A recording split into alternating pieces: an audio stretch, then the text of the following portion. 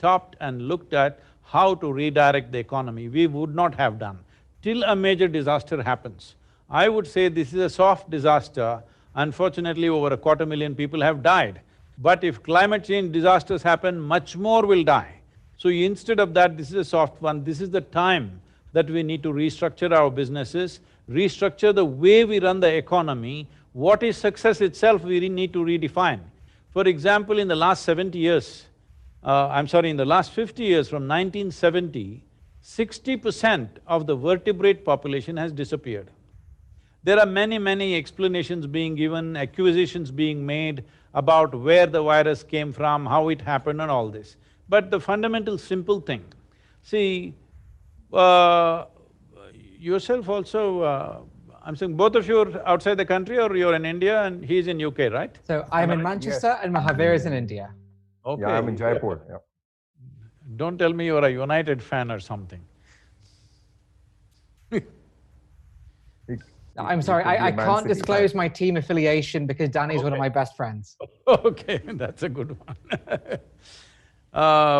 The thing is, see, why is it that many Indians have gone out? Because there was no opportunity here, so they've gone out and thrived all over the world. Similarly, any life will do the same thing. I'm speaking for the virus because virus is also a life.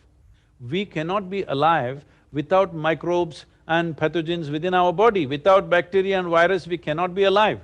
This one virus is right now causing trouble, so we think virus is our enemy. No, virus is also life. They were doing fine among the animals, especially among other mammals in the animal kingdom, but the vertebrate population has gone down 60% since 1970.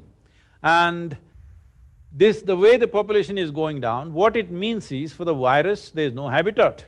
It has to jump somewhere. So it found us somehow. Whether it jumped in a marketplace or a laboratory, whatever, this is a debate, we do not know what the answers are for this. But it has jumped one way or the other, and this is not the first time it's jumped. Many times these things have happened. When the Spanish flu happened, over 50 million people died. In India, 12 to 17 million people died. That's not a small number. When the world's population was just 2 billion people, 50 million people died. So right now, 250,000 people have died, and especially in a time like this where our ability to travel is quite limitless, every day people are flying all over the world. In spite of that, it is pretty good because our awareness, our medical systems, everything is way better.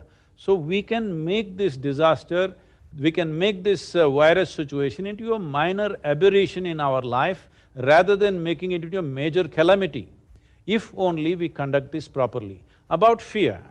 Fear means, you must understand this, about what may happen tomorrow. So essentially what is happening is, right now there is a challenging time in front of us, true, really challenging times like never before for our generation of people. This is the most challenging times we are facing. When there is a challenge in front of you, you must be at your best. This is the most important thing.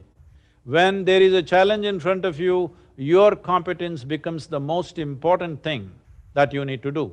Tell me, when you're in fear, are you very competent? No. The basic faculties will be lost. You will become debilitated with fear. So, what is the logic behind this? The thing is just this, whenever there is a challenge in front of you, your own intelligence turns against you. Right now, let's not decide what to do tomorrow because we still do not know how the virus will play out. We do not know.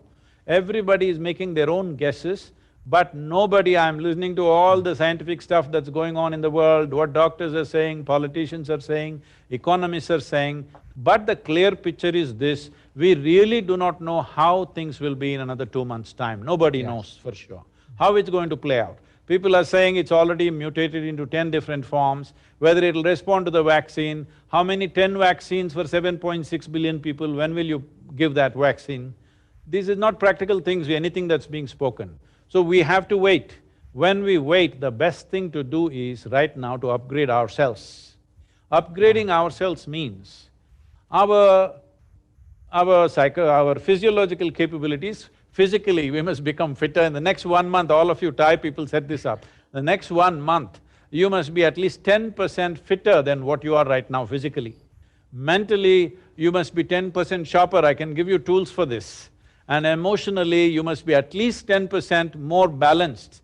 Energetically, you must be at least 10% more effervescent. All these things will be most vital when you have to step out and face that new situation Yes. that we have still not figured. Let us not assume this will happen, that will happen, because we don't know what will happen. How many of us will be wiped out? How many of us will be here? How many businesses will be gone? What will be relevant, what will be not relevant? We have no clear picture, only guesswork is going on. So using our imagination, we are causing fear. Instead of that, this time around, let's invest it upon ourselves to make ourselves into more competent, more balanced and better human beings. That's the only way you can face an unknown situation. Thank you, Guruji. Now, in a moment, I will pass to Mahavir with some questions from our Thai chapters around the world. But just before we do that, do you think that a crisis like this will change the relationship that we have to our material possessions, our relationship with wealth even? Because these are also very important questions for business leaders. Will this change the nature of what we think is important when it has been money and wealth in the large part for such a long time in society? See, most human beings are existing like they're immortal. People think, most people think other people die, you know. No, you and me will die. It's just that we don't want to have an untimely death, that's all.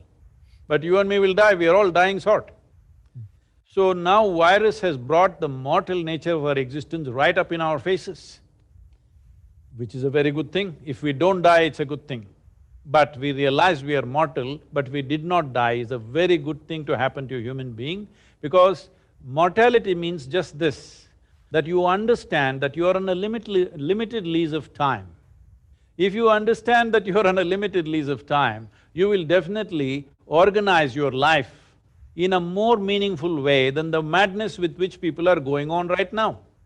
Definitely it needs to happen, I hope it happens, but after nearly 5 weeks of lockdown, in India they opened the liquor shops, whoa! Everybody forgot everything and they piled up like animals on top of each other, they had to close it down now. Now they're doing home delivery of liquor for the first time. Get drunk and be home, don't come out and do a mess. So nothing changed for these people at least. But if the virus situation and this fear and this social distancing lasts for more than 9 to 12 months, definitely the way we relate to what we possess will definitely change, and that is a welcome change. Thank you, Guruji. And now I'd like to pass to Mahavir Sharma in Jaipur with some questions from our Thai Global chapters. Thank you, Vikas, and thank you, Sadhguruji. So the first question is from 2 chapters across different parts of the world, Singapore and Silicon Valley. I'm changing the topic from coronavirus and the current crisis to general entrepreneurship and business, and I think we need to move on, as you rightly said in your replies. So as I told you, we have startups, young startups who are struggling, cash flow issues, who are becoming tougher and tougher. Established business people also struggling and not knowing what the future is. So my question is that all of us have to become stronger, as you said, mentally and emotionally, and also spiritually, in my opinion. The inner engineering that we all need to work or rework as entrepreneurs, as startups, as professionals, what should one do to restructure oneself from within? See, it's going to be a challenging terrain, no question. Whatever the nature of your business. Certain businesses will do very well post-virus for their own reasons, but even those businesses will have to be agile and handle the new terrain that will come in front of them. If you want to approach, let us say you're in Rajasthan, let's say you want to travel the Thar desert, you would want a machine which is well engineered, isn't it? You don't want to go into a desert with a badly engineered machine where anything could happen. So now we are approaching a place where the terrain is not going to be as you expect. Unexpected terrain that we may hit lots of bumps, lots of pits, things. what kind of challenges it will throw, but we clearly know it is going to be a very challenging situation for anybody who is managing anything. Businesses, nations, institutions, individual lives, everybody will have their own kind of challenges. So when this happens, the most important thing is that you're well engineered. What does engineering mean? See, we say something is well engineered because it functions the way we want it, isn't it? If a machine functions the way we want it, if the building functions the way we want it, we say this is a well-engineered structure. So similarly, in your life, your body, your mind, your emotion, your energy should work for you. Just now he was mentioning about fear. Fear, anxiety, anger, resentment, hatred, whatever, anything that is unpleasant within you, for this, people may go on giving many reasons. Today, there are over 72,000 exotic names for psychological disorders of various kinds. You can give as many names as you want, but essentially what has happened is, your intelligence is turned against you for some reason, whatever the reason. Fundamentally, your intelligence is turned against you. There are only two kinds of sufferings in human life, physical suffering and mental suffering. If the virus gets us, then there is physical suffering, that's a different matter, we need to deal with it completely differently. The rest is all mental suffering. 95% of human suffering is mental suffering. What mental suffering means is, when it comes to suffering, you are on self-help. You don't need any outside help. Right now, sitting at home, you will think about something that may happen 10 days ago and already suffer something which does not exist. What is it that human beings are suffering? What happened 10 years ago, they still suffer. What happened 10 years ago does not exist. So what you are suffering is, you're suffering your memory. Or what may happen day after tomorrow, they already suffer. This means you're suffering your imagination. So if you're suffering your memory and imagination, one thing we need to understand is that as human beings, we have a very vivid sense of memory. That's why our lives are so rich. No other creature on this planet has the kind of memory and detailed memory as we have. And no other creature has a fantastic sense of imagination that human beings have. Now you're suffering your memory, you're suffering your imagination means you're suffering your evolution of becoming a human being. So most people would like to have half the brain that they have right now so that they can be peaceful. So when it doesn't work, that's why they soak it in alcohol so that half is preserved for some other time, and they feel little peaceful for some time. Well, when it goes completely out of control, the doctors even going to the extreme stage of doing what is called as lobotomy, that a part of the brain is removed. If a part of your brain is removed, no fear, no anxiety, nothing peaceful, but no possibilities either. So I am saying, what is a possibility, you are making it into a huge problem simply because you are not well engineered. What does being well engineered mean when it comes to a human being? You heard of… you're in UK, so you definitely heard of Charles Darwin, right? Nobody… Absolutely. heard about him. He didn't come from Manchester, I think. No, he wasn't perfect, so… I get you. You must be from the city, Manchester city, that's why you're talking about perfection. Yes, sir.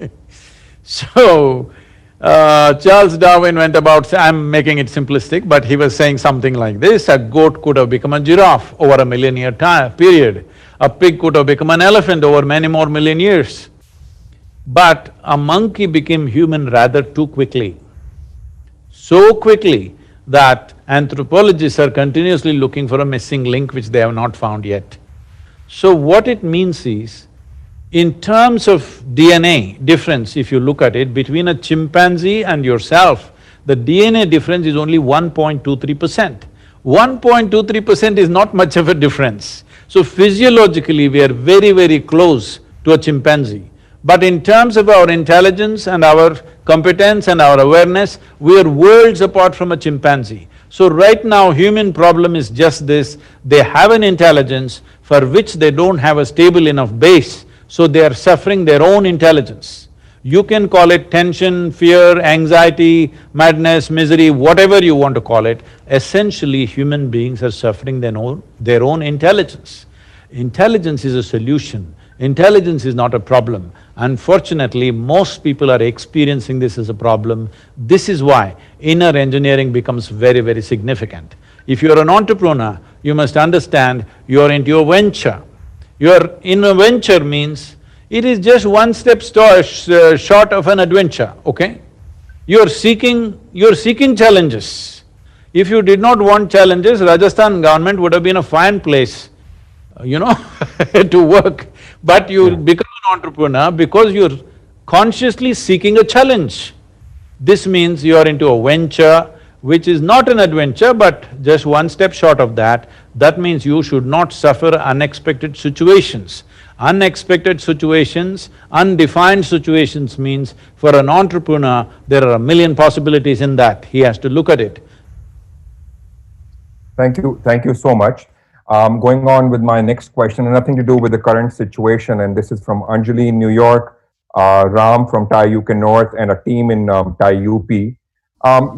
What causes, and this is a very generic question, feelings of unpleasantness, disconnect, dissatisfaction, unhappiness within oneself in life. And these things invade yourselves and actually you underdeliver or work, and that creates a challenge for everyone, and one has to compromise on whatever business or job that one is doing. Or sometimes even people become procrastinated because they're comparing themselves from other people. So this emotional, and many a time people don't even know that they have these inner challenges or dissatisfactions. How does one control or deal with inner emotions and become stronger emotionally? You said underperform. What I say right now, this is not to insult anybody, but I'm saying over 95% of the human beings on the planet are underperform all the time. They may be comparing themselves to somebody else and doing little better than them and they think they're okay. It is not a way to look at life. The important thing is, am I at my fullest possibility? Whether I'm better than somebody or worse than somebody, this is not the issue. Unfortunately, that's become the issue, but that's not how it should be. Whether I'm able to find full expression to all that I have in me. If you go by that context, over 95% of the population is seriously underperforming. If anybody comes to me here, those people who came here thinking, spirituality means they can close their eyes and do, whatever that kind of stuff, I'm all making them do 5 people's work. Each one must do 5 people's work, otherwise I'm not satisfied. And 7 days of the week, 365 days, we are on and on. Why I'm saying this is because this is most important in a human perspective, that everything that you have should find expression. If it doesn't find expression, it'll become knots within you which will bother you, you won't even know why. Simply for no reason, simply you feel, unfulfilled, kind of like there is a bad weather within you, no matter what is happening. So you can call it by many names, as I already said, there are many ways of looking at it. One simple way of looking at it is, see, human experience has a chemical basis to it. What you call as joy is one kind of chemistry, what you call as misery, another kind of chemistry, peace is another kind of chemistry, love is another kind of chemistry, agony is one kind of chemistry, ecstasy is another kind of chemistry. So right now, we can look at it in this simple way. If you create the right kind of chemistry within yourself, you will be blissful every moment of your life. Being blissful means your body, your mind, your emotion and your energies are pleasant. Because pleasantness is very vital for a human being, and that's all you're looking for. See, you want your body to be pleasant. If your body is pleasant, we say, this is health. If it becomes very pleasant, we say, this is pleasure. If your mind becomes pleasant, we say, this is peace. If it becomes very pleasant, we say, this is joy. If your emotions become pleasant, we say, this is love. If it becomes very pleasant, we call this compassion. If your very life energies become pleasant, we call this blissfulness. If it becomes very pleasant, we call it ecstasy. If your surroundings become pleasant, we call this success. Well, all of you are entrepreneurs, that has been your focus, to make your surroundings pleasant for yourself. But when you want to make your surroundings pleasant, there are many ingredients in the surroundings. You will have to have some mastery over many people, many situations, various aspects in the world. Then only surroundings will become pleasant. For this, it is a question of competence. But to make your body pleasant, to emotions pleasant, mind pleasant and energies pleasant, it's 100% your business. To make your body, mind, emotion and energy pleasant, it is absolutely your business. Surroundings are a different matter. That is a question of competence. Not everybody is equally competent when it comes to the outside. But if you're willing, everybody is equally competent when it comes to the inside. It is just that nothing has been invested in the direction. In the sense, your entire schooling system that is there in the world today, tell me, is there any even a moment's focus as to how you should be? It's all about how is the bacteria, how is the cockroach, how is the frog. We even opened up these things and looked inside how they are working, but there is not a moment of turning inward and looking at what makes a human being, what makes a human being tick, what makes him go down, what makes him go up. Is there any science like that in the school? So entire schooling system has been like this. From there, everything has built up. Our businesses, our institutions, our nations and societies have built up on the same format on which our education systems have been built. So based on this, we have not invested anything. So there are no results. Well, the question is coming from New York. Unfortunately, New York State is going through a really bad bout of this thing, it's terrible out there. But let's say United States, if you take United States as an example, 150 years ago, 93% of the US population was illiterate. Today it's 100% literate, I believe. How does this happen?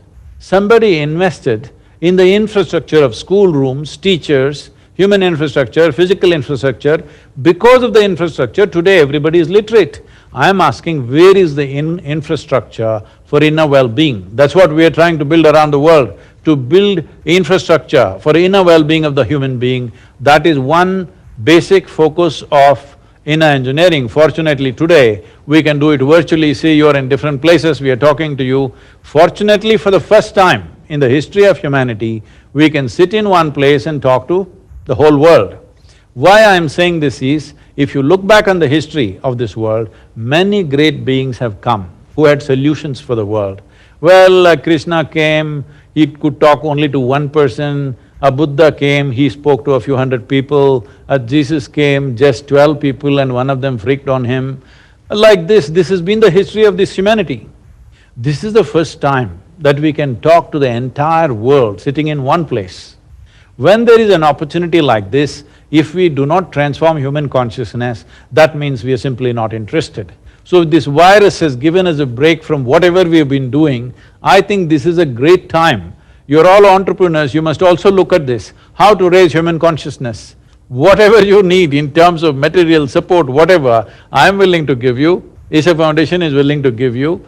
You build an enterprise of transforming humanity, because that is the biggest business in many ways, and that is the most vitally needed business on the planet. Sure, thank you. And that leads to my next question. And of course, conscious is very, very important in philanthropy and charity, and working for the society is always great. And Ty, has been promoting this philanthropy for all successful people, and we do a lot. This question has come from Ty Coimbatore and Ty Rajasthan. So doing charity, doing good work, doing work for social impact always makes one very happy. The inner glow, as you say, the inner strength that comes from within is very, very strong. Can you enlighten what happens, what chemistry happens in one's self when someone does good work for other people? And also, if you'd like to talk about your charities that you are working and how we can collaborate, as you just mentioned. So wherever an individual human being puts another human being or some other human being's well-being above our own, suddenly that situation becomes a very powerful situation. We have the fortune of constantly living among such people. It is the greatest fortune I have, that always I am among people who are not concerned about themselves, they're concerned about what they can do for what is around them. So that is a fantastic situation. It is good, those of you who are doing businesses, who are engaged in variety of things, families to raise and all this stuff, in that you take time to do this, it's a great thing. And you must know this joy. You must know the joy of operating beyond your limitations, because the only thing that a human being is looking for is expansion. Please look at this. Wherever you are, whatever you are right now, you want to be something more. If that something more happens right now, you want to be something more. If that happens right now, you want to be something more. If you look at this, you want constant expansion. So how much expansion would settle you for good? If you look at this, even if I make you the king or queen of this planet, you will not settle. You will want the solar system. If I give you one solar system, you will want the universe. If I give you one universe, you will want the galaxies. It doesn't matter if I give you 1 billion galaxies, you will want something more. This is the nature of a human being, because this one doesn't like boundaries. It wants to expand. If we have this longing in a very basic physical way, that we want to be more than who we are, if it finds a very basic physical expression, this is called sexuality. You're trying to be something more than who you are. If it finds an emotional expression, we will say this is love. You're trying to include somebody as a part of yourself. If it finds a mental expression, people will say, this is ambition, this is conquest, or maybe simply shopping. No, maybe I shouldn't have uttered that word. People must be missing that activity so much and they may suffer because online shopping is open, I think. No, in India that is also not there right Only now. essential goods, yeah. Yes. So, essentially you're trying to be more than who you are. Even your acquisition of wealth, property, money, what is this? This is just about expansion. So, in a way, when you look at life, not just in terms of myself and mine, but something that's unconnected with you, you want to invest something in that life, there is a sense of expansion and that's what you're enjoying. That you must know always. This is what yoga means. Yoga means union.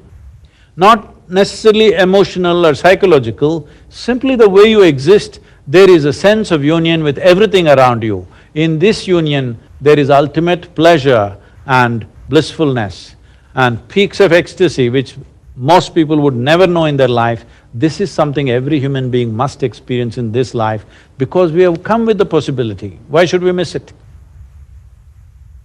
Thank you so much. Now I'll hand it over to Vikas to ask the next questions, and we would now be discussing character and the future of the society, moving on from the present and… There was one part of the question which I did not answer. Yeah. I'm sorry, you forgot to talk about your charities. Yes, we need to know about Kali.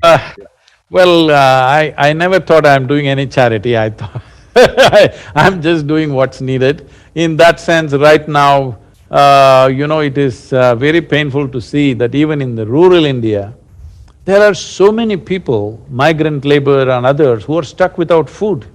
It's running into thousands every day. Our volunteers are out there ensuring that, we have created this thing that this part of Tamil Nadu doesn't have a single case of virus infection because our volunteers are there taking care of this, supporting the police, supporting the government officials, serving food to all those people, no movement. Not a single case has appeared in this entire region of Tamil Nadu because we are on the ground. This is what needs to happen to stop this. This is one aspect. Well, there are issues in this country. What we are focusing on is education, nourishment, health together, and ecology. These are the three main issues in the country and in the world also in many ways. So in terms of ecology, we are largely focusing on changing the policy. Right now, we're in the process of unrolling a movement called Conscious Planet. It's been pushed by 6 months because of this virus, but we will be rolling it out later on. We want all of you to be a part of this. The idea behind this is just this. Right now, if we don't make the corrections, if we do not make the correction, even now the number of people dying in the cities is way higher. Even during Spanish flu, this was true. Wherever the particulate matter was beyond 2.5 micrometers or whatever, there always the deaths were higher even during the Spanish flu, and the same is happening now. So the number of people who die just because of pollution causes is very, very high, and those people are also susceptible to these kind of things. Having said that, to bring down the pollution, people are thinking electric cars, this, that, yes, all that needs to happen. But the most important thing that needs to happen is a mass transport system which is super efficient. Then naturally people will go by that. There are many plans for which policy changes we have put forth to the government. They have become the official policy recommendations for all the states in India. Now we are trying to do this for the whole world. What we are looking at is just this. Ecological issues should become election issues in every country. For this to happen, we have a list of 3 top political parties in every nation, all the 187 nations which have democracies. We have top 3 political parties and we are approaching them, and at the same time, see, the political parties will not do anything unless people really want it. So we are seeing how to touch 3 to 3.5 billion people to vote for, for simple things. We are making… right now whatever ecological information that's out there is all like PhD stuff. Nobody understands what it is. The common man on the street has no clue what it is all about. We are making this into 5 things that must happen in your country. We are making the world into segments in terms of latitudes or geographical segments of equatorial region, tropical, subtropical, temperate, like this. And in this region, if your country is there, what should happen? What are the 5 things that must happen? 2 or 3 things that should never happen in your country. We want to make sure at least 3 to 3.5 billion people, because 5.26 billion people have franchise in this world. That means they have the power to elect a government. If 3 billion people understand these 5 things and they vote, they will say, yes, we will vote for this. This means it will become an election issue. So we are seeing how to get to the 3 billion number. We have various plans, we will come to you sometime. Please, all of you should stand with us, because this is a must happen. Because right now, about 25% of the world's land is untouched and pristine. It is estimated by 2050, only 10% will be left, and populations will touch nearly 10 billion. Well, that is a calamity by itself. Absolute calamity, you don't need any virus. If we become 10 billion people and forests have reduced, no enough forest cover and green cover in the world, this will be a disaster. But right now we have a phenomenal chance to change a few things. See, of the 51 million square kilometers of land which is being used for agriculture in this world, 40 million square kilometers of land is used only to raise animals and their food because of meat consumption. If meat consumption is brought down by 50%, people don't have to give it up. If they bring it down by 50%, 20 million square kilometers of land will become available. 20 million square kilometers means you can plant 1.2 trillion trees. 1.2 trillion trees means everything, all the carbon that you have thrown out into the atmosphere, in 15 to 20 years' time it will fully absorb. That's what it means. This can be done, and it can be a huge business by itself. Timber can be a huge business by itself. We can crop the timber, but in a calculated way, this can be done. This can be a major business. As meat industry goes down, this can be done. This is a big enterprise by itself. You must look at that. Above all of you should stand with us for Conscious Planet. Thank you so much, and we will help you reaching out to masses across the globe and educating people about what you said. We'll share a document with your team. Over to you, Vikas, to take it forward, please. Thank you. Guruji, over the last 4 or 5 years in particular, we've seen so much disharmony, disunity and fractures emerge in our society, whether we look at referendum or elections or whatever it might be. And we do, as you said, need to come together as a society for many important causes such as the environment. But why are we still turning to those base instincts such as hate and isolation And how can we build a society which is more unified regardless of religion or opinion or background, because that is so important for us. See, that's what it looks like on the surface, but essentially this is happening because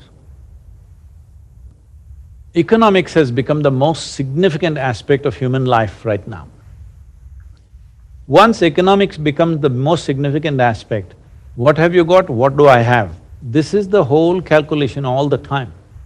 So, when it's all based on this, naturally people will polarize themselves because they know there is strength in unity and brotherhood of their own. So, it may look like religion on the surface, it may look like so many other things, but if you look at it, the underlying force is economic concerns. Now, your Brexit you're talking about is an economic concern, it's not a racial thing or even a national thing, it is more an economic concern. So, economy or economic well-being has become the only concern. There are no other concerns in human life. Right now, even in London, I see people don't even discuss weather anymore. They only talk about the stock prices and what is happening here.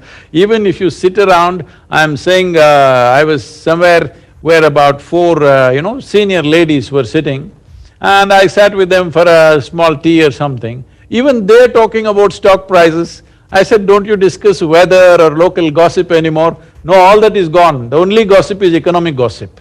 When this happens to any society, naturally we will, we will make groups of our own because that gives us power. If we are left alone by ourselves, we may be smothered by the economic forces. So, we need to change this in many ways. If I say this, it looks like I'm rubbing, insult to injury. Right now, the economy has slowed down. This is a time for all of us to rethink many things about our lives, how we are living. Is this the way we as human beings should exist on this planet? Is it really… the way we are existing is quite unbecoming of being human. We are as violent or worse than any other animal creature. An animal functions out of its instinct. Instinct essentially means a crystallized amount of memory within itself in its evolutionary scale, and from that memory it operates. The significance of being human is whatever our instincts are, whatever our genetic background and evolutionary background is, this moment you and me can function, we have a discerning mind that we can function consciously, no matter what our history says, what our genetics say, what our evolution says, whatever it is, the background, still we can stand above that and act consciously because we are the only ones who have a discerning mind which can act beyond our own instincts. If we do not exercise this, we are not really full-fledged human beings, that's what it means. Wow, and in a moment I'll hand over to Mahavir as well to give an official vote of thanks for today. But one final question, if I may, Guruji, which is, right now we're all introspecting, we're all, on our own or, in small groups, and it's causing us to almost focus on some of the negatives that we are seeing in society. But how can we make sure that we look outwards? How can we make sure that we see beauty and positivity even in a time of great crisis and uncertainty? The negativity is coming from… I think all of you are trying to practice astrology. You're planning to probably start an astrology company, so you're trying to make predictions about which you have no clue. Don't make predictions right now. Just carefully watch what's happening in the world, every little bit that's happening, because you're an entrepreneur, there could be 1,000 opportunities in many things that are happening. This may make you look like… make me look like, oh, what is he talking when there's a human disaster, you're talking about enterprise. Well, enterprise matters because the success of a nation no more depends on its military might or even on its political circus that it does. Essentially, it depends on the success of its businesses. So it is very important that business people don't become astrologers and start making predictions and gloom and doom stuff. No, You just wait, it's okay. When we step out onto the street, let's see what to do. We must watch carefully. But the most important, as I already said, is this is a time that you will never get again probably in your life. Till now, since you started your enterprise, I'm sure nobody gave you an 8-week break, isn't it? Simply impossible even to think. Yes. Even I'm I'm here at the yoga center continuously for 2 months, which I have not done in 40 years. So I'm thoroughly enjoying my stay here and doing the best we can do. We have to completely reinvent ourselves to function in the new world because our programs are always 10,000, 15,000, 25,000 people. That's not going to happen in the next 12 to 24 months probably. Wow. No, thank you Yes. so much. And if I may, Guruji, I'll at that point I'll hand back to our global chair, Mahavir Sharma. But thank you so much for joining us today. You must Thank do you. an engineering. Thank I've you. already Yeah. registered. Thank you, Vikas.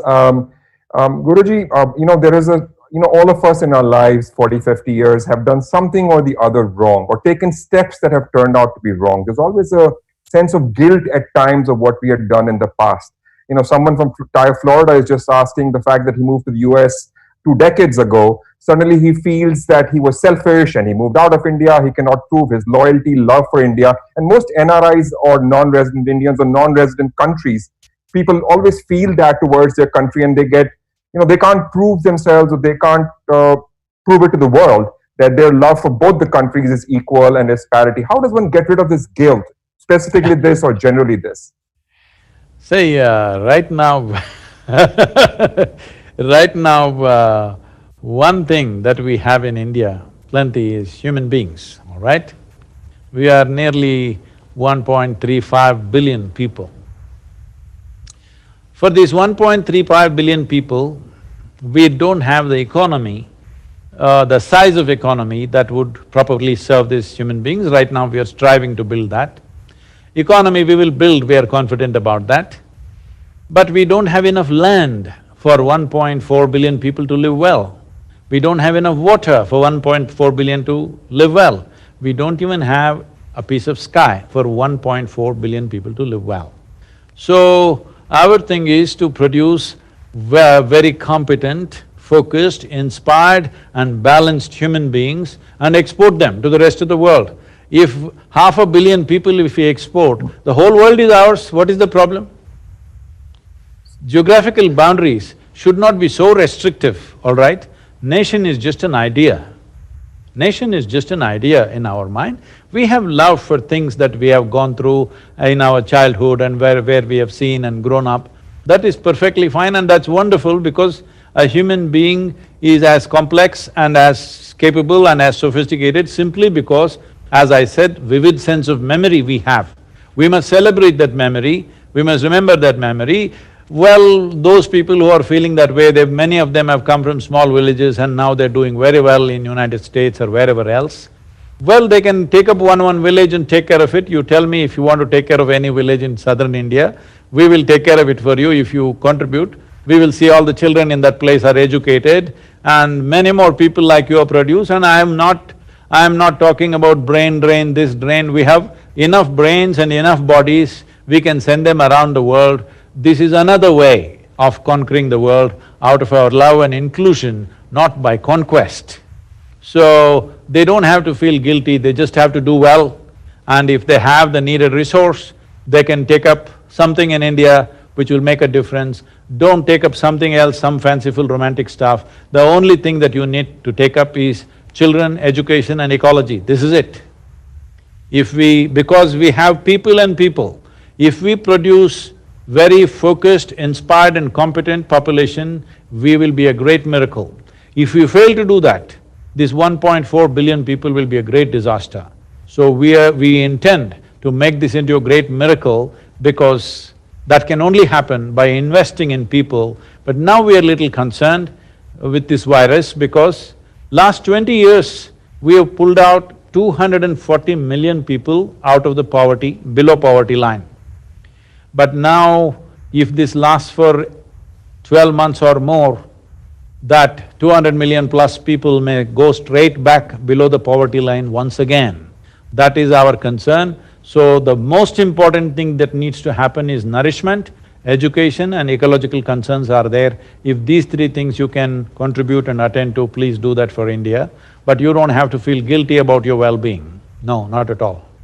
Thank you. One last question. I think I can squeeze in 4 or 5 minutes to go and pull you into the debate of life versus livelihood. US is, leaning towards livelihood and economy. Indian government is in a dilemma. Red, green, orange zones don't have as much of a business or economy. Red is where all the problem is. What is the right balance? What is the future immediately for us as entrepreneurs or the government? And is there a balance somewhere? See, this is not about taking sides. We should not take sides at times like this. Unfortunately, people are so geared to always take this side or that side. That's not it. As I said, we do not know how it'll unfold in the next 2 to 3 months. When the Spanish flu happened, in the first wave, immediately after World War I, when the first wave happened, started in the month of January, it killed about 6 million or 7 million people. People thought it's over. But it came back in August, September and killed over 35 million people straight away. And it again came back next year to kill some more people, but that second wave was the biggest one. Is this virus going to behave like that or not? We do not know. We can only go by what's happened till now. In the past, it's happened in the just a little over a century, exactly the same thing has happened. It's the second wave which really got us. Even now, some of the doctors and scientists are saying the second wave in US will happen in October, November, December, and that's going to be really big. Well, if that is the thing, you step out and kill 2-3 million people or 10 million people or whatever, I don't know how many, unfortunately, that will not be good in terms of livelihood. Even if we look for livelihood, coming out and protesting in thousands together, openly defying the simple care that you need to take so that it doesn't spread, talking about, see, scientific language like herd immunity, this and that, without understanding what it is. Before herd immunity comes, if we go for herd immunity, I'm telling you, we will wipe out the geriatric population completely. We will wipe out all those people who've gone through organ transplants, cardiac patients, diabetics, all vulnerable population, largely we will remove them. Is that what you want to do in terms of livelihood? Yes, we definitely have to restart the economy, time has come. More than 6 to 8 weeks, if you close down, it'll become a major problem. But how to do it must happen in a planned way, not coming out and talking about your rights on the street. Your rights are there, but there are also responsibilities of being in a democracy, isn't it? Because Absolutely. When what you do is not just about your life, it's going to take somebody else's life. When doctors are being forced to make these kind of decisions, in Italy this was done, that is, suppose me and my mother get admitted into the hospital for the virus, they will give the ventilator to me and let my mother die. How will I live with that? That I took the ventilator and made her die. Or if me and my daughter get admitted for the same problem, they'll give it to my daughter, I will die. When people are being forced to make these kind of decisions, you're talking about your rights, you want a haircut. Come on. Just 50 years ago, you didn't want to have a haircut, all right? Now you're saying you can't live without a haircut, barber shops you want, that is the most important thing, alcohol you want. Please, this is a time where little more responsible and conscious action should come forth from human beings. Should economy restart? 100%, there's no question about that. But how? It must happen in a systematic, disciplined way, not in a wild way. Well, thank you so much for such great, insightful answers to our questions raised from across the world. On behalf of TIE, all its members and the entire fraternity, I would like to thank you and Isha Foundation for bringing this up to us. We will collaborate and work with you closely in social impact and environmental issues soon. And thank you, Couchspank, once again. Thank you, Vikas. Thank you, Peter, for doing a fantabulous job. Thank you, everyone. Namaskar. Thank you very much, all of you. Thank you.